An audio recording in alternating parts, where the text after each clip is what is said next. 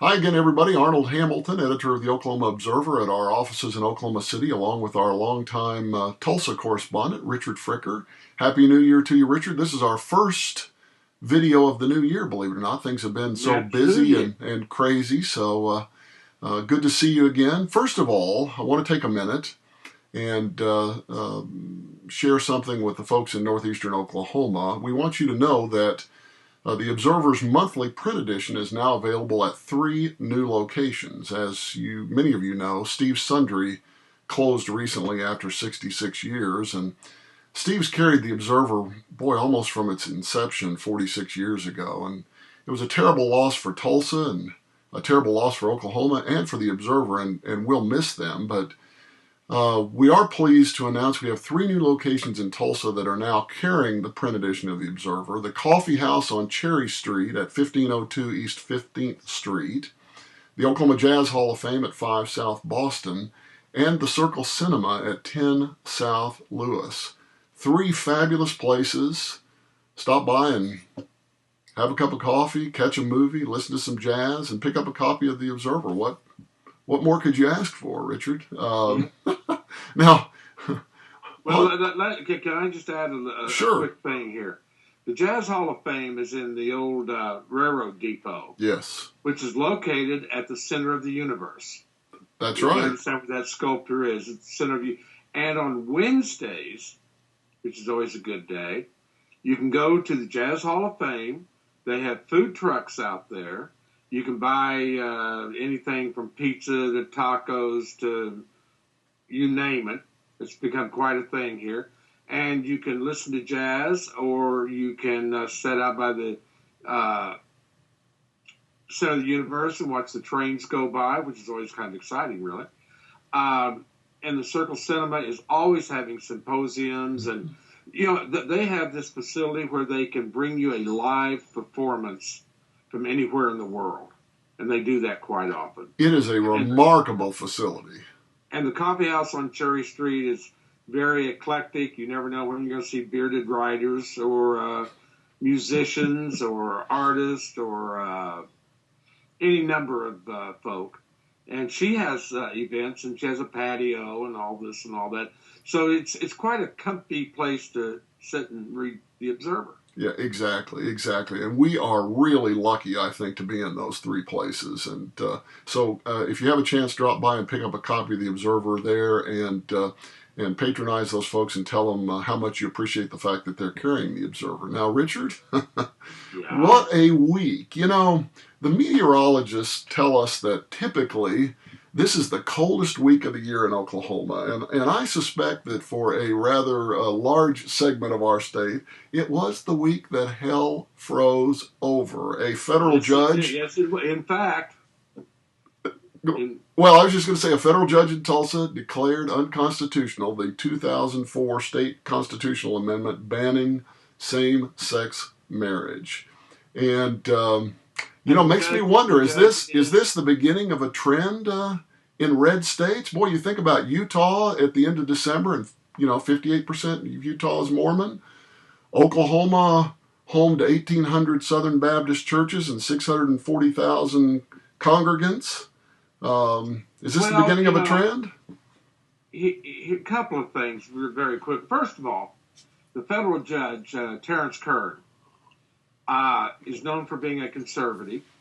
And by the way, so far as we know, no relation to State Representative Sally Gazer, a bigger threat to America than terrorist Kern. But that's just an aside. He hasn't admitted to it if there is.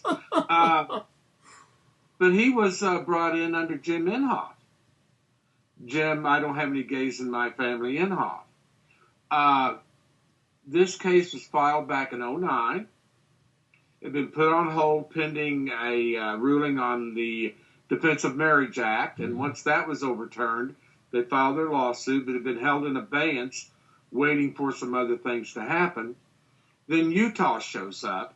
Now, here's the, there's always a backstory to this stuff. The voters of Oklahoma voted an amendment to the state constitution back in 2004 that marriage could only be between a man and a woman.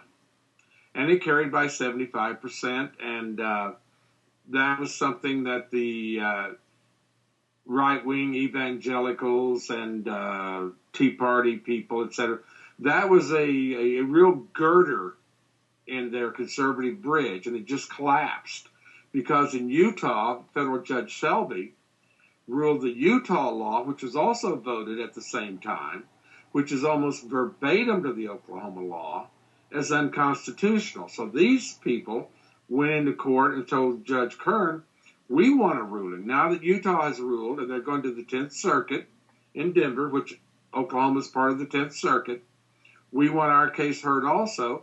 Well, Kern, and as you and I were pointing out in our pre-show discussion, his ruling was 68 pages, and it did not spare the horses. He said some really nasty things about the attitude of Oklahoma without saying Oklahoma, but he just said it does. The divorce rate keeps going up, so gay marriage doesn't have anything to do with that. You can't, just because nobody likes you doesn't mean they can pass a law against you. Yeah, there were two particular passages that deal with that I wanted to read. One says, excluding same-sex couples from marriage has done little to keep Oklahoma families together thus far, as Oklahoma consistently has one of the highest divorce rates in the country. And he also points out, he says, the court recognizes that moral disapproval often stems from deeply held religious convictions. However, moral disapproval of homosexuals as a class or same-sex marriage as a practice is not a permissible justification for a law. Right. Well, this is, if you take the argument, well, everybody wanted it, it must be okay, then the German final solution, as when the Reichstag got elected back in 1938, that must have been okay, because everybody wanted it. At least they voted for the people who said, I've got a final solution for you. Well, there are some things to point out here, and we know that this was all part of an effort to drive up a certain segment of the electorate in 2004, because similar, almost verbatim amendments appeared on the ballot not only in Oklahoma and Utah, but Arkansas, Georgia, Kentucky, Michigan, Mississippi, Montana, North Dakota, and Ohio that year. Now, interestingly to me, in Oklahoma, fewer than half the eligible voters voted that year. So that tells you you've got a finite segment of society. And again, this was 10 years ago. This has become something of a bullet train in the United States. And I suspect if you polled people today, attitudes in Oklahoma would be vastly different on this issue than they were 10 years ago. And certainly vastly different than that small segment that voted 75% for the amendment. Part of what contributed to this is 2004. George Bush is running for re-election, and John Kerry was the opponent. And the Democrats sensed that Kerry wasn't going to win, so they didn't go vote. And that was the year that everything started collapsing. As you point out, there were nine other state questions on that ballot, and it was not the marriage question amendment that got the most votes. It was homestead exemption that got 80% of the vote.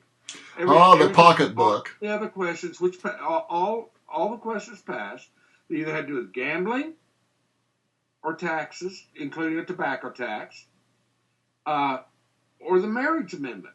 But basically, it was taxes and gambling, and they all passed.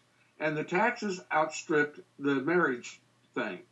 On the marriage thing, I saw there's a piece recently about Williamson. Anyway, the senator that introduced this amendment, this constitutional amendment. Well, I think we need to go find him and the legislator from Utah that introduced this stuff.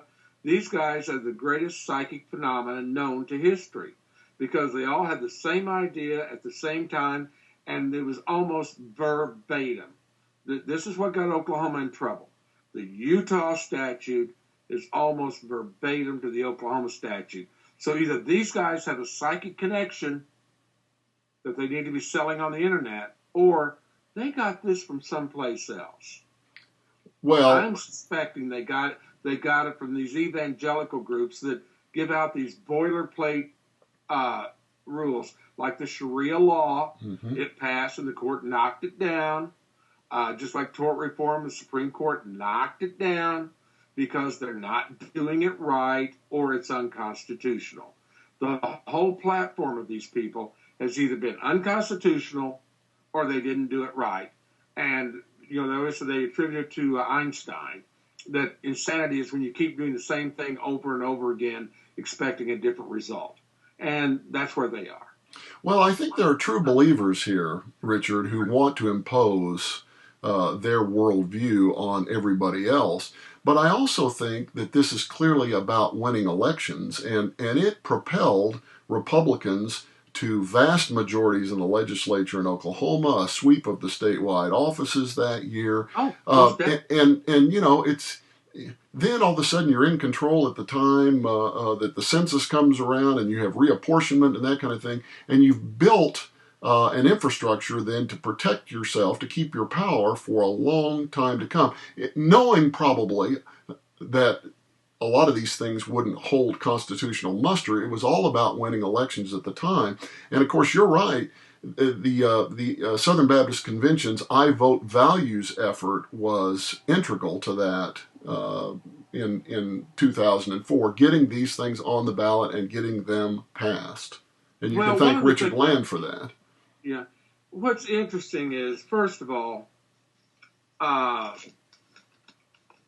it's sort of like the 14-year-old boy in junior high school discovering girls. And he's convinced he's the first guy that ever discovered girls. Homosexuality has been discussed openly as far back as the 4th century BC in a work called Plato's Symposium. It was openly discussed. So homosexuality is not new to anyone. Anyone who thinks it is just woke up or just arrived on the planet. Then to go into this whole religious sanctity of marriage, if you review early history, if you go back, let's say Old Testament, which actually there's a lot more to ancient history than the Old Testament, marriage was more of a contract. It was a way, a helpmate situation. It was a way to determine who was going to inherit what. It had very little religious significance at all. And even with the arrival of Christianity, the early church really didn't care about marriage that much. In fact, the letters of St. Paul, while he's not against marriage and he's not against sex, he says the best way to go is celibacy, because at that time they thought the second coming was going to be any day, and you should be preparing for that, and marriage is nice, but your time would be better spent otherwise. The religious aspect of marriage in the Western world didn't even start until the 1100s, and then it was because the Roman Empire had collapsed, and they needed somebody to arbitrate, usually with the aristocracy, when people died, who was going to get what property. And then actual marriage vows didn't arrive until 1552. In Europe, the Council of Trent in 1540 for the Roman Catholic Church kind of said, we're going to have marriage vows, and the church got involved. Actual mandatory marriage licenses didn't even happen until 1750 in England. So this whole thing about ancient tradition is just a bunch of hooey. Just a bunch of hooey. Well, it's interesting, but I think what we're seeing is so many states have now embraced the idea of marriage equality, and people realize that the world is not coming to an end as we know it, that it's really not a big deal. It's a question of fundamental fairness.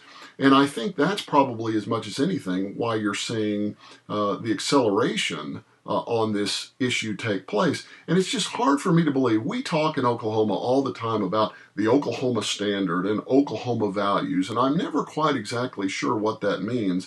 But I've always sort of thought that an Oklahoma value was fundamental fairness, that we treat everybody equally and that we don't use the law to work to ostracize and a segment of our society. After all, it wasn't that long ago that interracial marriage was something that was not considered acceptable.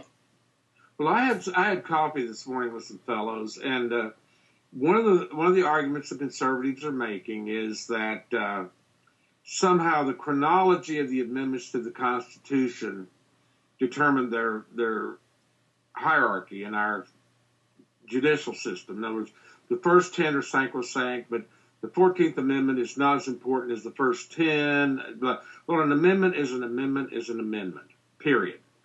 And wait a minute, are these the same guys who insist on, are they biblical literalists also? Are they, no, they're atheists. Some of them, and nothing's more boring than an evangelical atheist because they keep wanting to tell you how wrong you are. And of course, my point is, well, if you're right, I haven't lost anything. If you're wrong, well, too bad for you. But anyway, the conservatives are now coming along with this states' rights. You can't overturn this because of states' rights. The position that Governor Mary Fallin took on it. Oh, it's Queen Mary. Yes, bless her heart. By the way, how's that Chris Christie endorsement working for her? Well, I guess we'll find out on primary day how that's working for her. Talk about a bully pulpit. She's got one because he's been defined as a bully. Well, by the way, as I mentioned earlier, in that big sweep when she came into office, she's one of the lesser popular people that got elected. The only two that ranked below her were the insurance commissioner Doak and Janet Barisi. Everybody else got a lot more higher percentage votes than Mary Fallin. So she's maybe not the shoe-in people make her out to be. But on the equality thing, it's basic sense. You can't have a deliberate underclass. You cannot create an underclass. It's not good for society. It's not legal, and it's just not right.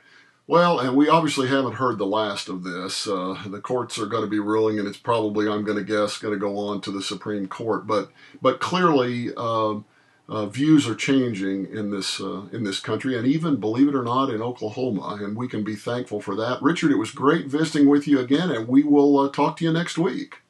See you next week. All righty, bye-bye.